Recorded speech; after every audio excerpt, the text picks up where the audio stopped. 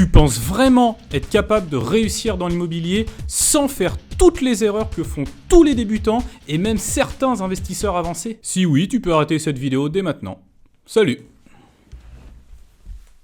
Bon, si t'es toujours là, c'est que t'aimerais en savoir plus sur ces erreurs. Eh bien, bonne nouvelle, aujourd'hui je t'ai réalisé un top 10 des erreurs qui pourront t'emmener droit vers la faillite.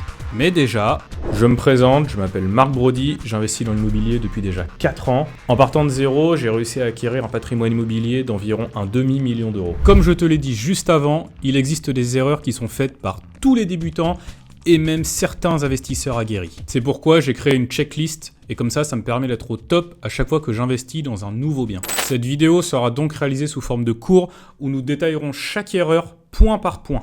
On se retrouve donc sur Bonzai, une excellente application que j'utilise tous les jours. Tu pourras d'ailleurs retrouver le cours de cette vidéo en cliquant sur le lien en description. Découvrons donc ensemble cette checklist que j'ai réalisée spécialement pour toi.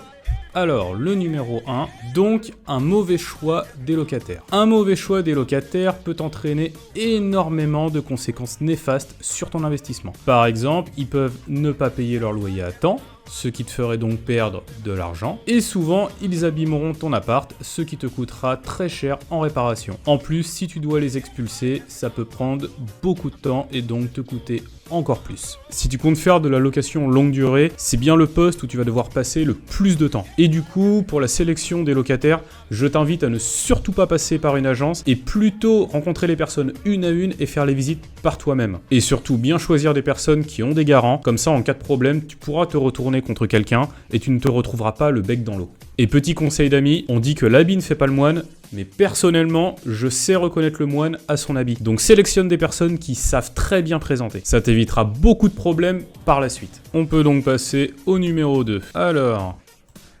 mauvaise étude de marché. Si tu fais une mauvaise étude de marché locatif, tu risques d'acheter dans une zone où personne ne veut louer, ce qui te laissera avec de la vacance locative, ce que tu veux absolument éviter. Tu pourrais aussi fixer un loyer beaucoup trop bas ou beaucoup trop haut, ce qui pourrait te faire perdre de l'argent ou ne pas attirer de locataires. En gros, tu pourrais finir par payer plus que ce que tu gagnes. Donc là, je pense que c'est assez bien résumé. Il est important de faire une bonne étude de marché, donc à surface égale, à disposition égale, si c'est un T1, T2, T3, et également à rénovation égale. Donc par exemple, la cuisine, la salle de bain, faut que tout soit équipé pareil en gros. Parce qu'après, par exemple, si tu veux louer, je sais pas, un T3, par exemple, à 900 € dans ta ville, alors que ça ne se loue qu'à 700 € de base, tu doutes bien que ça va être très compliqué de le mettre en loc, et du coup, tu vas te retrouver avec beaucoup de vacances locatives. Allez, continuons. Numéro 3, un mauvais voisinage. Un mauvais voisinage peut faire fuir tes locataires à cause du bruit, des nuisances ou de l'insécurité, te laissant avec des périodes sans revenus. Cela peut aussi baisser la valeur de ton bien, rendant difficile sa revente. En plus, tu pourrais devoir dépenser plus pour attirer et garder tes locataires. Donc bien évidemment, on fait gaffe à l'entourage du bien que l'on souhaite acheter. Donc je te fais un exemple. Par exemple, même si un appartement est en vente au tiers de sa valeur, mais bon, que c'est un appart entouré de cassos, de dealers, et que je suis juste au-dessus d'un bar tabac très mal fréquenté, tu doutes bien que je ne vais pas acheter. Allez, on retourne sur la leçon. Numéro 4. Les charges de copropriété. Oula, attention, gros chapitre là. Des charges de copropriété trop élevées vont grignoter tes bénéfices chaque mois, rendant ton investissement moins rentable. Elles peuvent aussi décourager les locataires potentiels si les charges sont incluses dans le loyer. Enfin, ça peut rendre la revente plus difficile car les futurs acheteurs pourront être butés par ces coûts très élevés. C'est même pas élevé, c'est très élevé. Bon, je pense que si c'est ton premier achat, tu vas forcément acheter un appart dans une copro. Mais s'il y a bien un conseil que je peux te donner et que tu dois absolument retenir, c'est de ne jamais acheter dans une copro. Et quand je parle de copro, je parle d'un syndicat de copropriétaires, donc géré par exemple par Foncia, moi dans ma ville c'est Mobixel, ça peut être Citia, il y en a plein comme ça. Mais surtout, à fuir. Déjà, les charges sont complètement surévaluées et surtout, c'est de l'argent foutu en l'air que tu ne pourras pas mettre ailleurs. Donc, absolument à fuir. Je te fais un exemple. Alors moi, j'ai un appartement dans une copro que je suis d'ailleurs en train de vendre et j'avais à peu près pour 600 € tous les trimestres à payer en charge de copro en tout genre. Et là, depuis, je crois que c'est le dernier trimestre, ils m'ont passé les charges à 1000 € parce qu'à la dernière dernière assemblée générale, ils ont décidé que au niveau de travaux, je sais pas quoi, qui étaient prévus, on les a pas vus hein, bien entendu, il fallait augmenter les charges de copro d'environ 30%. Donc là on est passé à quasiment 1000 € de charges de copro tous les trimestres. Donc je te laisse deviner que c'est compliqué pour beaucoup de propriétaires quand un truc comme ça se produit. J'en profite aussi que l'on arrive à la moitié de ce top 10 pour te dire que si ce contenu te plaît, je t'invite à lâcher un like. C'est ce qui m'aide à te proposer plus de contenu comme celui-ci et le faire découvrir également à plus de personnes.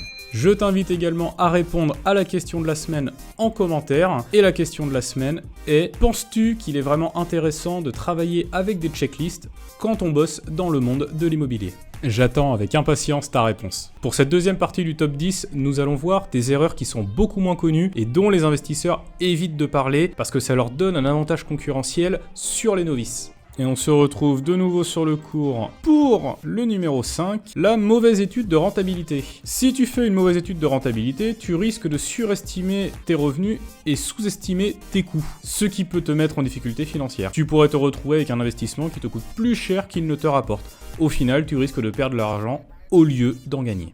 Bon là, pas grand chose à dire de plus, prends bien le temps de poser toute ta rentabilité avant d'acheter bêtement comme ont pu le faire par exemple nos parents. J'ai d'ailleurs un exemple à te donner à l'époque où je bossais en centrale. Déjà, faut savoir qu'on était tous très bien payés.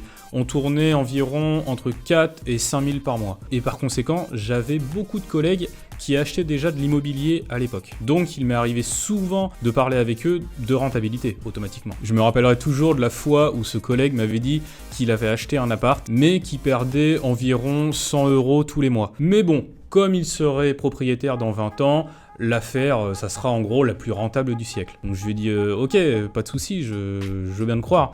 Par contre, 100 €, donc si on fait le calcul, ça donne déjà 1200 € annuels, vu qu'on fait 100 x 12, logique. Plus, il avait à peu près, si je me souviens bien, c'était 1000 € de taxes foncières, donc on était déjà à 2002, plus les impôts. Et comme il était dans une TMI, donc tranche marginale d'imposition, à 41%, il avait encore à peu près 1000 € d'impôts à payer. Donc je lui ai dit, mais mec, je comprends pas ton opération, parce que là, tu perds pas 100 € par mois. Là, tu perds environ 3500, 4000 € par an. Et je reverrai toujours sa tête à me regarder. Ah, je comprends pas, il était sur le cul. Donc rappelle-toi toujours de ça, mais la rentabilité d'un bien se calcule sur sa renta nette, pas sa renta brute. À ne pas oublier, il faut que tu enlèves tout ce que tu as à payer pour avoir ta réelle renta. C'est pas tout en fait de rembourser simplement le crédit. Le crédit me coûte 700 € par mois, j'ai 700 € de loyer qui rentre. Ah non, il y a plein de charges annexes en fait à prendre en compte. Donc c'est vraiment, il faut être au minimum à 0. Et encore tu vas voir avec les points suivants, être à 0, c'est même pas bon en soi. Il faut clairement aller chercher plus. Il faut aller chercher beaucoup plus ce qu'on appelle donc de cash flow, c'est-à-dire de bénéfices dégagés, pour pallier à tous les problèmes qui peuvent arriver. Mais je t'en dis pas plus, on verra avec les points suivants. Allez, c'est parti pour la suite. Numéro 6, les travaux inattendus. Des travaux inattendus peuvent te coûter cher et ruiner ton budget, diminuant ainsi ta rentabilité. Ils peuvent aussi retarder la mise en location, ce qui signifie des mois sans revenus. Par exemple, si tu découvres que la plomberie doit être entièrement refaite après l'achat, tu devras dépenser des milliers d'euros non prévus et attendre plusieurs mois avant de pouvoir louer. Bon là je pense que j'ai pas besoin de te détailler ce point, c'est quand même parfaitement logique, il faut toujours prévoir une poche de secours, poche de sécurité, tu l'appelles comme tu veux, pour pallier justement à tous ces travaux qui peuvent te tomber dessus. Ça peut être un dégât des eaux, ça peut être un frigo à changer, en fonction de ta stratégie de location, après ça peut varier. Mais toujours prévoir une poche de sécurité au cas où tu aurais des conneries à gérer. Allez, numéro 7, manque de diversification. Si tu ne diversifies pas tes investissements, tu mets tous tes œufs dans le même panier, ce qui augmente tes risques. Si le marché immobilier de ta zone chute ou si ton bien a des problèmes, tu perds beaucoup. Diversifier permet de répartir les risques et de ne pas tout perdre en cas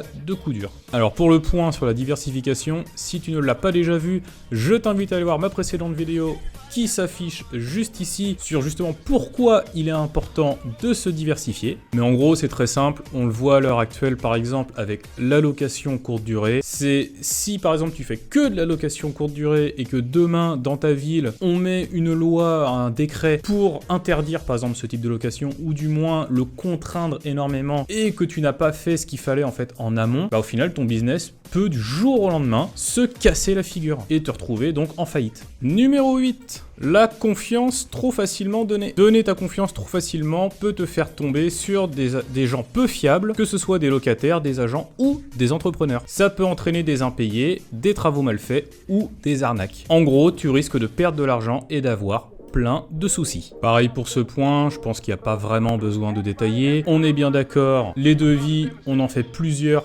par corps de métier, c'est logique, on prend pas un seul artisan, on se base pas juste sur ce qu'il nous dit, ah il faut faire ça, il faut faire ça, il faut faire ça. Non, on voit avec plusieurs artisans et ensuite on prend la décision de ce qu'on va faire. Pareil pour ce qui est des locataires. Les locataires, je vous paierai le mois prochain, je vous paierai dans 2 mois. Non. C'est vous payez maintenant, c'est pas demain, c'est pas après-demain, c'est tout de suite. C'est tout ça. Si vous mettez en gestion, après ce que je déconseille bien entendu, mais si vous mettez en gestion par une agence, une fois que vous avez des locataires, si vous faites de la longue durée, surtout vous contrôlez. Vous restez pas là à vous dire bon c'est l'agence qui s'occupe de tout. Non. Il faut toujours contrôler. Ne jamais faire confiance trop facilement. N'oubliez jamais ce qu'on dit. Trop bon, trop con. Allez, numéro 9, fluctuation du marché. Une fluctuation du marché peut faire baisser la valeur de ta propriété, rendant plus difficile sa revente à bon prix. Les loyers peuvent aussi diminuer, ce qui réduit tes revenus mensuels. En gros, tu risques de gagner moins ou même de perdre de l'argent si le marché se retourne. Alors là, pour les fluctuations du marché, c'est un peu plus compliqué parce que tu ne peux pas vraiment jouer dessus. En fait, c'est soumis vraiment aux lois, aux décisions communales, décisions préfectorales. Ça peut être plein de choses en fait qui peuvent amener le marché à fluctuer. Par exemple, des personnes qui ont acheté c'était de l'immobilier à Dax avant que la ligne LGV soit annoncée, bon bah eux automatiquement ils ont fait des plus-values mais de malades. Alors que ça peut aussi être dans l'autre sens pour des personnes qui ont eu des gares ferroviaires fermées, plein de trucs comme ça.